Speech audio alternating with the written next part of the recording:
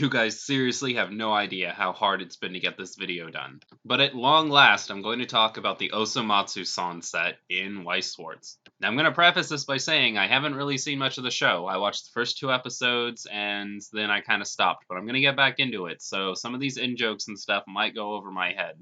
So for those of you that don't know how this works, we're going to look at 4 cards from each color. They don't necessarily have to be the most powerful cards from the color, but they can be the ones that are the most interesting. If this video gets 100 likes and somebody reminds me in a timely fashion, then I will make a follow-up to this, and we will look at 4 more cards from each color. So without further ado, let's get to the cards. Normally we start with yellow, but today we're going to look at yellow last because it's actually a special color. Now, most people running an Osomatsu deck are probably going to be running a deck around the 6 brothers. So Sweets Danchi Osomatsu is the very first card we have to look at because it's probably the only card that will be guaranteed to be in every single Osomatsu deck. This card is great. It's a level 0 assist that gives 500 power to all of your Matsus. And its second ability turns your entire deck into a gigantic toolbox. Every turn you can pay 2 and rest this card to search your library for a Matsu character and put it in your hand.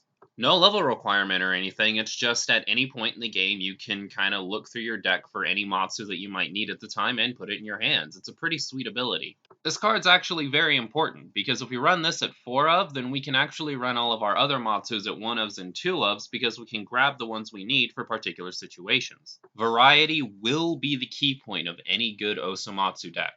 Next up is Festival Guy Karamatsu. From what I can tell, Karamatsu is the best Matsu, just as a side note. So every time one of your Matsus attacks, this gets plus 1500 power for the turn, meaning if this is the last card to attack in your line, then it's going to be swinging at 8500 base.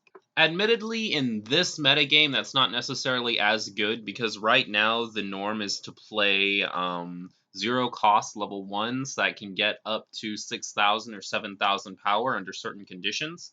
But metagames shift all the time, and really the only thing holding this card back is that that's the current metagame. I think if the metagame shifts over just a little bit, then this card is actually going to be really effing good.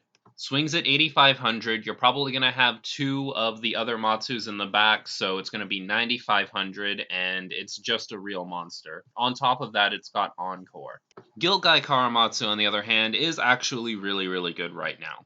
So if you're rocking 4 other Matsus on the field, then this actually turns into a level 1 drop. As long as you only have Matsu characters in play, then this is a 9500, which, 9500 is pretty good for a level 2, but that is obnoxious for a level 1. Level 1, 9500, swings for 2 soul damage. This is going to be doing some real damage to your opponent. One thing I will say here is I kind of wish that this was a 1 cost that only swung for 1 soul personally, because as much as I love the idea of swinging for 2 soul on level 1, I feel like this card would have been much more playable if it had 1 stock instead of 2, and the extra stock is to make up for the fact that it deals 2 soul damage. But yeah, higher cost, better value. Last green card we're going to look at is Self-Awareness, which is a very good event for this deck to have.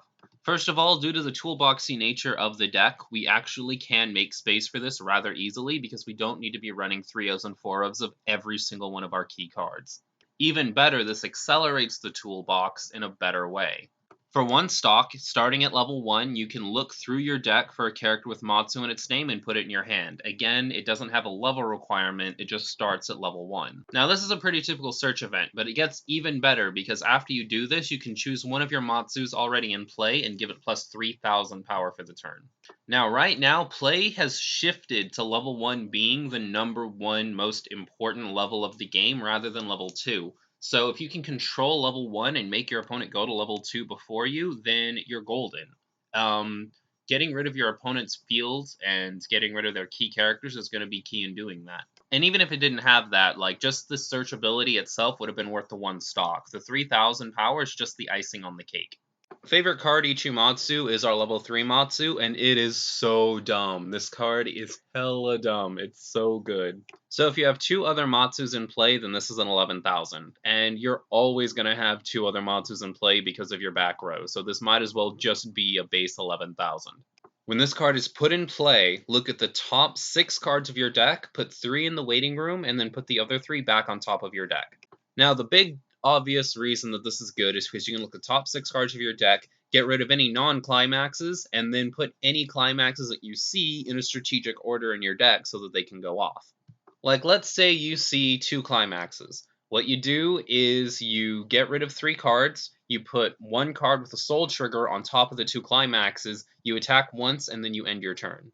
Your opponent is guaranteed to get canceled twice after that, and then you can play accordingly. If you happen to not see any climaxes, then you can go through and resort them so that you either get soul triggers if you want them, or you don't get soul triggers if you don't want them. Controlling how much damage you're going to deal is essential at level 3 because you're trying to deal exactly enough damage to kill your opponent. If you can control which attacks are going to trigger a soul icon, then you can have your 0s and 1s that only swing for 1 soul damage, trigger those so that they can deal 2, and then you can have your 2s and 3s that deal 2 soul damage not trigger so that you're still dealing the 2 damage and not dealing too much damage. Optionally, I guess you could purposefully trigger certain icons like gates and stuff to increase your hand size, but that's a really dumb way to use this effect. And oh boy, we've still got another ability to look at. If this card reverses another character in battle, you can pay 2 to deal 1 damage to your opponent. There are some skeptics out there that are going to be like, oh, it costs 2, I'm not going to pay 2 to deal 1 damage, yada yada. No, this ability is really good.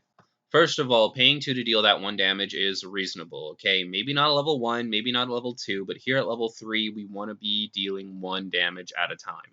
Deal exactly 7 damage to win the game at level 3. That's how it works. The more pot shots you take with cards like this, the easier it is to control where your opponent needs to be in order for you to deal the game-winning blow. But moving on to why this is amazing. So at level 3, your opponent is going to be playing a lot of level 0s and 1s and just frontal attacking into your level 3s to deal that extra soul damage to win the game. If they do that against Ichimatsu, then his effect still triggers because you're reversing a character. It doesn't say on attack, it just says when the battle opponent of this character becomes reversed. So if your opponent attacks with a level 0, deals their soul damage, gets reversed, you can pay 2 to have them take 1 damage as a punishment for dealing that attack. In fact, if your opponent attacks into this when they already have 6 damage, and their attack doesn't kill you, then you can immediately declare yourself the winner by paying the 2, dealing the 1 damage, and if it's not a climax, you win the game on their turn. God, I love this card. I've been talking about it forever, so I'm going to stop now, but man, this is a good card. Nothing's going to top that Ichimatsu, but let's try. So, Tragedy's Heroine Totomatsu is a pretty basic card. It's a level 1, doesn't cost anything, that can reverse a level 1 or lower, like a Suicider. This seems like a pretty basic card, but it can change the dynamic of the whole deck. Like, if you're going to base something around this particular card, then you can have a completely different level 1 lineup for the entire deck by running 4 of these instead of running your regular toolbox. Because if you're running 4 of these, then all of a sudden your shift becomes level 2 if you really wanted to make this a level 2 centric deck. Even if that's not something you wanted to do, keeping 2 of these in a toolboxy deck is a godsend. If your opponent just happens to have something really, really dumb on the field, like, I don't know, if anybody's still running Caged Bird Asuna, you use Osomatsu's effect to search one of these out of your deck, and you run it into it, reverse it, and don't have to deal with it anymore. Encore hurts this card's usability a little bit, but it's still not that bad. Next up is Not Being Honest Ichimatsu, and it's nowhere near as powerful as a level 3, but it's still really darn good. It gets plus 3,000 power as long as you have 2 Matsus or Super Nyanko in play. The Climax combo is if you have this card's Climax in play and you reverse a character, you deal 1 damage to your opponent. Not as powerful, but it's also free. The last red card on our list is Calling Names Totomatsu. Just like his brother, if you have 2 or more other Matsus in play, then this is a base 9500, so it's pretty much always a base 9500 because you're going to have 2 Matsus in the back row. And instead of having the Climax combo, he instead has Super Encore. So again, with this being such a toolboxy deck, you could run like 1 or 2 of each of this and the Ichimatsu, and you can choose which one you need at the time. Like, if you know you're not going to get the climax combo, then you might as well just get this card with the Super Encore. Finally, we're going to get on to Yellow, and Yellow is special because it doesn't have a lot to do with the Matsus. It's mainly about all the side characters and building a deck purely around the side characters and not including the Matsus at all, although there are a couple of exceptions that we'll get to later. We'll start with the level 3 Totoko, and my god, her effect is like reading a Lord of the Rings novel. I'm going to make this super easy for you guys, okay? When she comes into play, she heals. She has a climax combo that can be activated by reversing a character and discard a card from your hand. The ability from her climax combo is you can give the other two characters you're attacking with a special ability.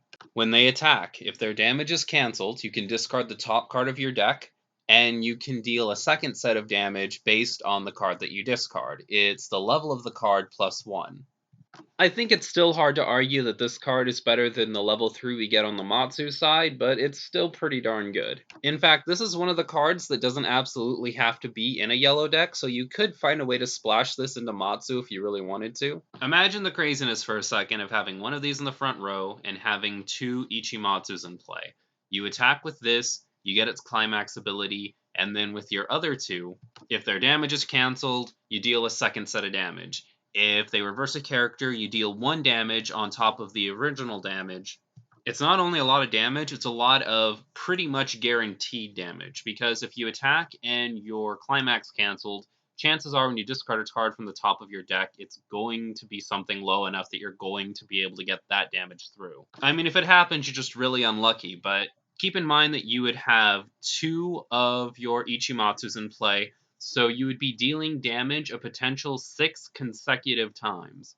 6 consecutive times is mayhem. There is no way your opponent is going to get rid of your damage all 6 times. That would be canceling both of your attacks, canceling both of the damage that you get from their extra effects from having their attacks canceled, and then both of the times that they deal in extra damage from reversing a character. It's just something fun to think about if you're going to be building Osomatsu and you want to put it in a more competitive setting. Like, it's something that you can definitely get away with. The girl Jushimatsu likes is one of the cards I was talking about that actually works really well in a Matsu deck. So, this effect is when you get reversed in battle, you can pay 1 stock, discard a card from your hand, and send this to memory to search your deck for any character with the name Jushimatsu and put it in your hand. Admittedly, the Jushimatsu cards aren't necessarily the best, but this is potentially playing on a 46 card deck if you get all 4 of these removed from play. In keeping with the toolbox theme, if you keep a couple of decent level 1 and level 2 Jushimatsus in your deck, then this can actually be a pretty nice way to set up. I don't know, overall I just think it's something to think about. Nya is our first example of how yellow-centric the yellow deck is. So when this attacks, if you have its climax in play and you have at least one other yellow character, you can look at the top 4 cards of your deck, and you can choose a yellow character and put it into your hand. The main thing that makes this good is the fact that it's free. Like, the card itself is free, and the climax is free, so it's a free way to get an extra card into your hand, and that's pretty nice. Last yellow card we'll be looking at is Girlfriend for Rent Ioya. And Ioya is actually a lot closer to what today's metagame is looking for. So it's free, it has Super Encore that already makes it a top tier card, and when it attacks, it gets plus 500 power for each of your other yellow characters. So it attacks on 6,500 for free with Super Encore. If there were a way to fit this into a Matsu deck, then the deck would be absolutely golden, top tier deck. But they balance that out a little bit by making it so that you can only really do this in a pure yellow deck. If you're going to be collecting the series and you want to do some kind of side character nonsense deck, then this is the very first card you need to get 4 copies of. Next up, we should be talking about blue, but sadly, there is no blue. Why is there not a blue? There are 6 main characters. You could have gotten a lot more if you had stretched it out to that other color. But whatever, I guess we'll just move on to the wrap-up. So thematically, I actually really enjoy this set. I think it matches the spirit of the show very well. It's very random, it can be very hard to predict, and it's got a lot of variety. I do still think it's a little jarring that they didn't have that third color in there for the Matsus. If they had done that, then I think there are a lot of other themes that could have been explored as well, like change isn't really something that's explored here. Hand cycling is also something that isn't explored here. Brainstorm's not something we see a lot of. If they had just run the traditional 4 colors, I think that would have been a lot better. But that would have been better from a variety standpoint. I do understand why they put the Matsus down to 2 colors, and that's to make the deck a lot more accessible and easy to play. As far as I see it, there are going to be 3 Osomatsu decks out there. You're either going to start with a base of red, in which case you're either going to split off into a red-yellow deck that focuses on level 1 play, or you're going to focus on a red-green Osomatsu deck, and that's going to focus on toolboxing and getting your level 2 play out. Your third option is to run a fun deck that isn't that competitive around all yellow and just have like a side character beatdown deck. If you're really dead set on making this a competitive deck, then here's my suggestion. You're going to run a red-green deck so that you can run the Guilt Guy Karamatsu and the really, really fantastic event card. You're going to build a traditional toolbox deck, and then you're going to run either 3 or 4 copies of Girl That Jushimatsu Likes, and then you're either going to run 2 or 3 copies of level 3 Totoko, depending on your space. The first chance you get, you're going to clock Girl That Jushimatsu Likes, and you're going to use that card to level up first, so that at level 3 you unlock Totoko, and then you're going to run a Totoko Ichimatsu line, and that's going to be your game-winning move. At level 1, you're probably going to run some kind of lineup that looks like Tragedy's Heroine, because Tragedy's Heroine is going to be very important for disabling some tech that's being played right now. You're probably going to run a line of Festival Guy, because Festival Guy is a really good level 1 card with Super Encore. And then instead of running like a third card to be a beater, you're probably going to want to run the level 2 Cool Guy Karamatsu, I think it's called, that can be played on level 1, because that's going to be your strongest level 1 play. Oh god, I called him Cool Guy, it's Guilt Guy, okay? So your lineup's probably going to look something like 2 Tragedy's Heroine Totomatsu, 2 Festival Guy Karamatsu, and then like 3 to 4 of Guilt Guy Karamatsu, depending on how your level 2 lineup looks from there. You're also going to have to run some Jushimatsu so that your Girl That Jushimatsu Likes plays are actually pretty valid if you absolutely need to play one on the field. So yeah, good luck there. There's one last thing I want to talk about with the set, and that's I'm really disappointed with the fact that they didn't really include a strategy that really encapsulates playing all 6 of the brothers in one deck. Like, yeah, you're gonna have a Matsu deck, but you're probably only gonna use like 2 to 3 of the brothers at a time, maybe 4 if you're running something really, really outside of the box. Like, even Haruhi ran something where if you got yourself a time traveler, an Esper, and an alien at the same time, you got some special stuff, but like, this didn't really even try to do anything around having all 6 of the different brothers in your deck.